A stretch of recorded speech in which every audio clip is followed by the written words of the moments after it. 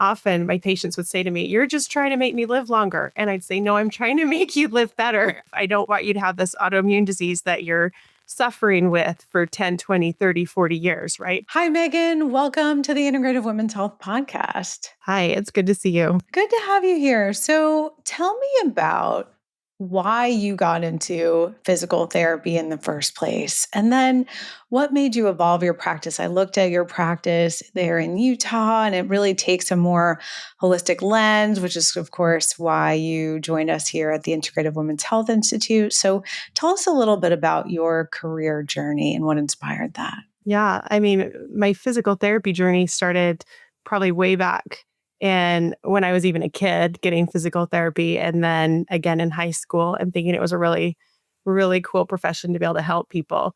And my lens at that time was really, really small of what a physical therapist does. And the more that I've dipped my feet into more, the more I realize what they can do. So as I started to practice, I saw a lot of people with chronic conditions and I just had a tipping point right around COVID, being home with my kids and thinking what my next step is, where I realized I can really dive in and help people maybe stay out of skilled nursing, transitional rehab, hospital, if I can help them in that wellness journey before they get there. Absolutely. So, what were some of the things that made you want to learn a more holistic lens? Like when you got into our programs and you started learning about nutrition and nervous system regulation, I see that you've also done a lot of breath work in your practice, some yoga, Tai Chi, and other sort of nervous system regulation movement.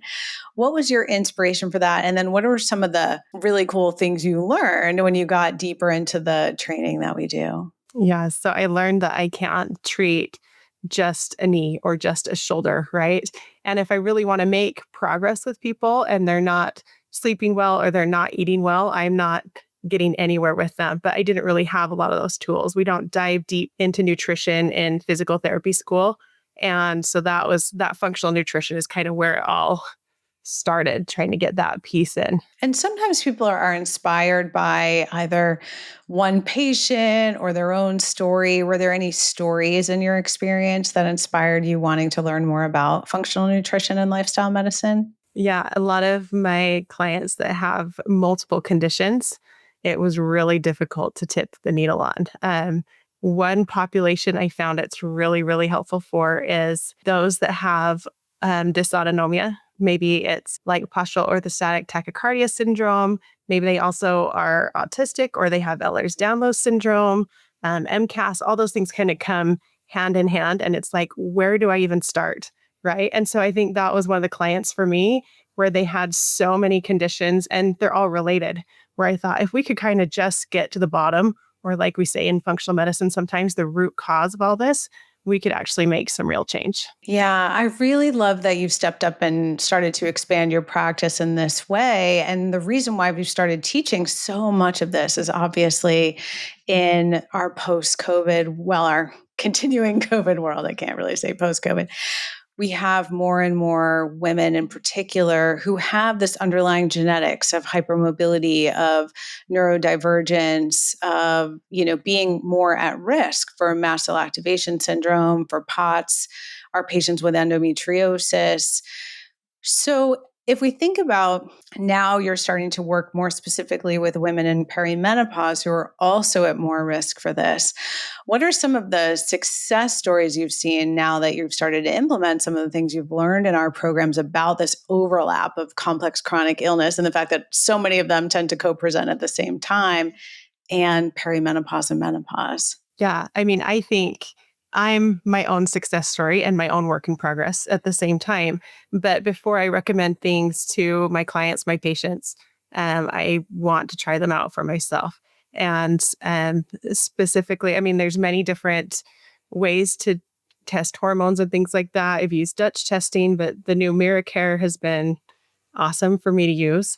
And kind of just learning about patterns and things like that, but also noticing symptoms, even like headaches, right? And then your energy. And then can I balance that with what's going on hormonally with the way I need to eat or the way I need to sleep or the way I need to move All of those things have been really foundational for myself. And then I love that I can then take that out to my clients and say, hey, I've done this and I know how awesome it is, how well it works. So I think it might benefit you too. What do you think about that? Yeah. So, in your sort of day in the life, so of course, in our programs, in our perimenopause program, which always includes that complex chronic illness piece, we talk a lot about functional testing.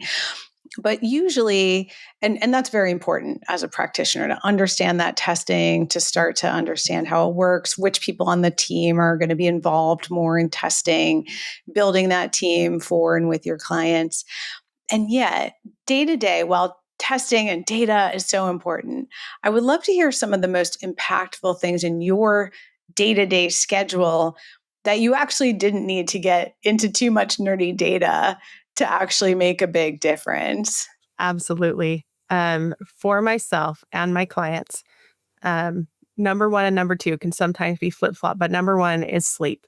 Like if you're not sleeping well, things are not going to go well. And you don't need any fancy tests or trackers for that, really. I mean, it's just like, are you trying to go to bed at a consistent time and wake up at a consistent time? And how are you sleeping through the night? And if any of those things are off, I mean, we can chat about it and try to improve it. But if we can improve their sleep, things really, really improve. So that is probably number one. The number two was nervous system regulation. And I love that with my yoga background because I have a lot of tools in my toolbox to try to help people through movement and breath work and just presence and serving others. And I mean, there's 8 limbs of yoga. So there's lots of different ways we can do that. But that nervous system regulation is the other huge piece. So if we can kind of dial in those two things, you don't need any fancy tests to make a big impact. It's so true. And yet, so many of our clients, women in their 40s and 50s, but younger women as well, are spinning so many plates.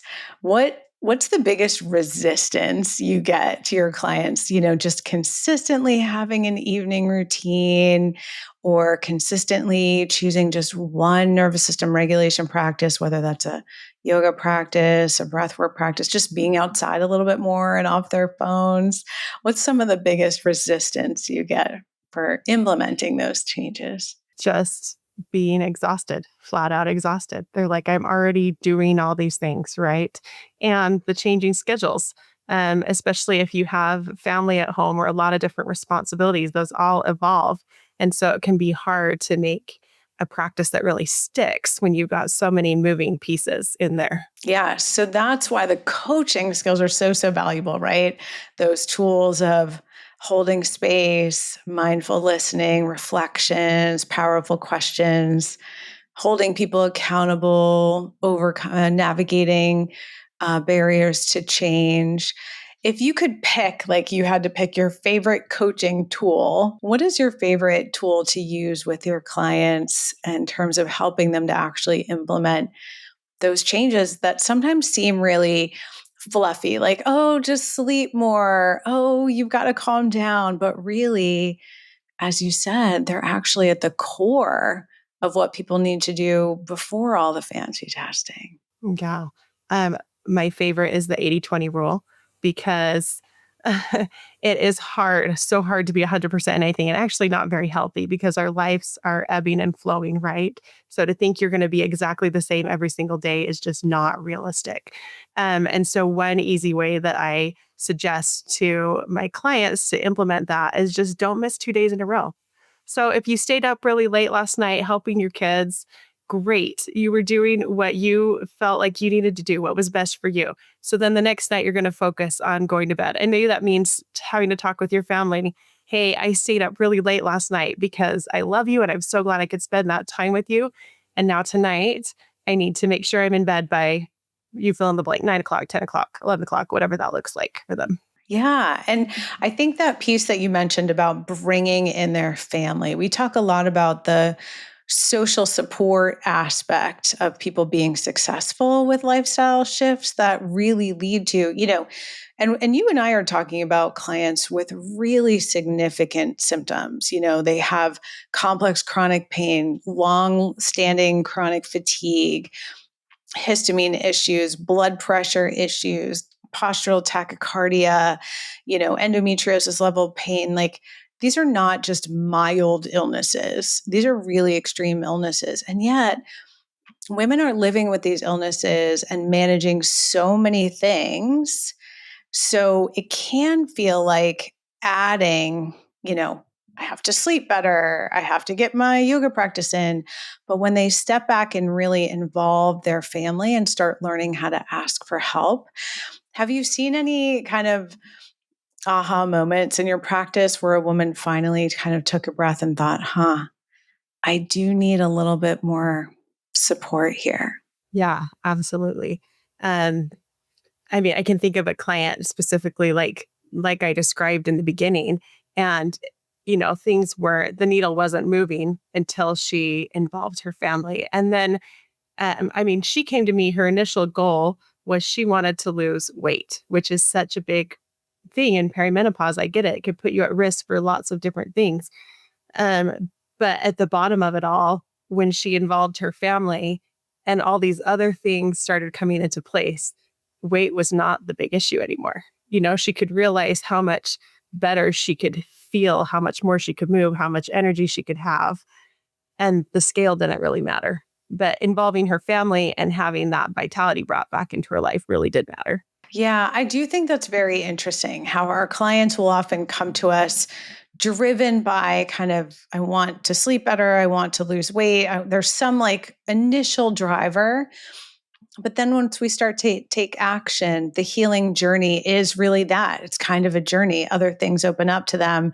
They have the time. So many women in their 40s and 50s have never once been asked, what do you want?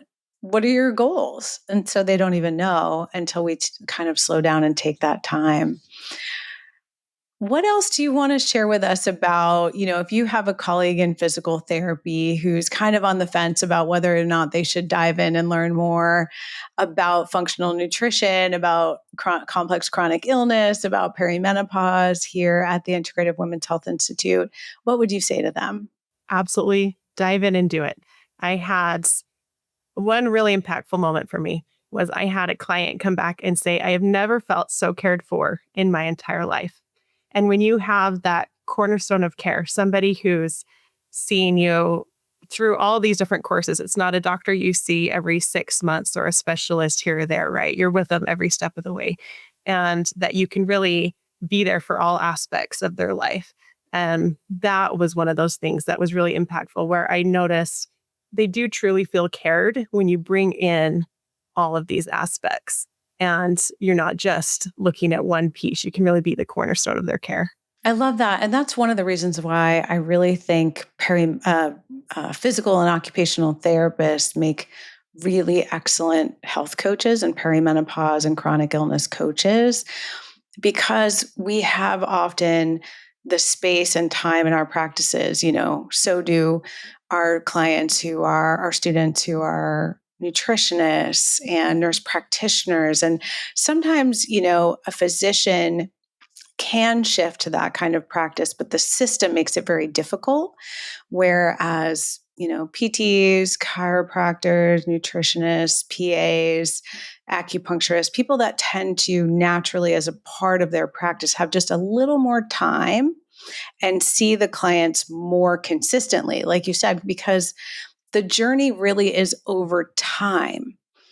So since we're able to hold that space, 30 minutes to an hour every week, every other week, a couple times a week, that can really help people start to get some progress going and finally feel like someone in the system is really managing and supporting them to manage their care. It doesn't mean you're dragging them through it, but you really are right there with them. And I feel like for me, one of the reasons why I was so passionate about building these education programs in the very beginning was I felt like for me as a clinician, it really made my work easier. What do you think about that?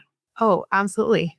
Because I have so many tools in my toolbox to help them. And it's not even just me saying, here, do this. It's like, here's what I can offer you. Where do you feel like is going to make the biggest impact in your life if you were to start, and let's talk about that and let's move with that. So it's not just me driving their progress forward, right? We're figuring it out together with this whole table full of options. Yes. And for me, that was so important to no longer be kind of like dragging my client, like, come on, do this, like feeling like you have to be this cheerleader. Instead, they're really engaged from the beginning.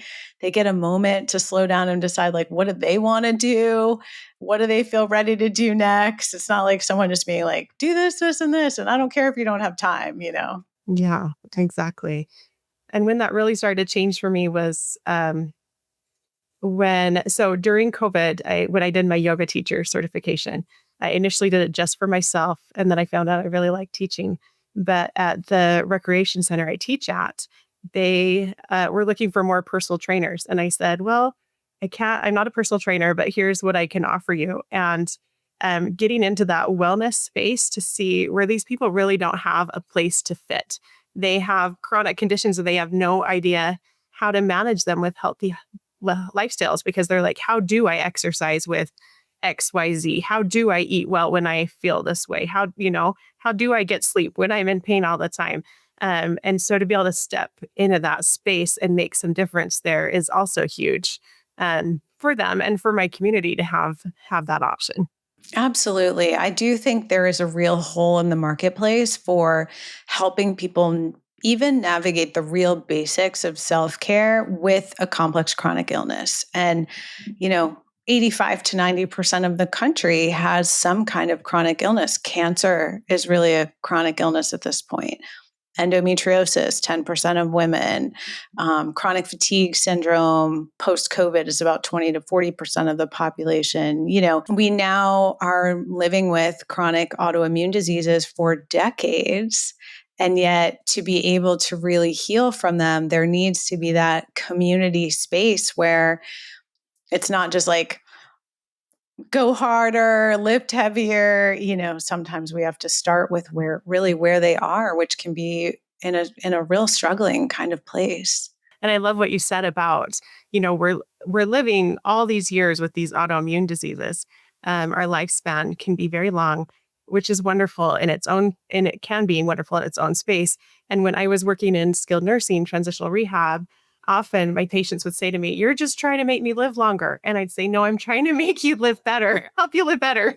And that's kind of where the whole enjoy life physical therapy came from, my business name, because that's what I want to help clients do is enjoy life. I don't want you to have this autoimmune disease that you're suffering with for 10, 20, 30, 40 years, right? What we're going to take with what you have and we're going to do what we can to help you enjoy life. Absolutely. And I think that's the perspective of everything we teach here at the Integrative Women's Health Institute, because we're talking about root causes.